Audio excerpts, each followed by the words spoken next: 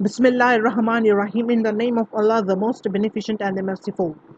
Assalamualaikum, guys. In this video, I'm talking about output to print out the ASCII character. ASCII stands for American Standard Code for Information Interchange. I think so. It is. If it is wrong, then comment it out. What is the real meaning is.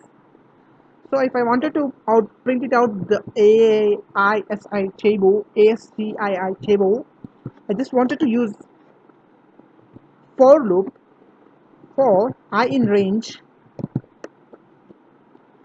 We know that the table ranges from 32 to 128. For the ASCII table, here I made a mistake. What I done that here in I forgotten to mention there for I in range of 32 and 128. Okay, I also forgotten to put the colon on there. So yeah, I wanted to copy this function and I wanted to print out here, and the colon must be ended with the while for loop. So I wanted to print out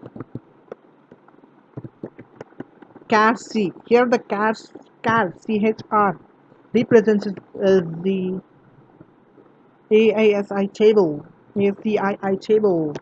Okay, and wanted to end, which is none. It will print out the whole thing if you end it with end. Okay, if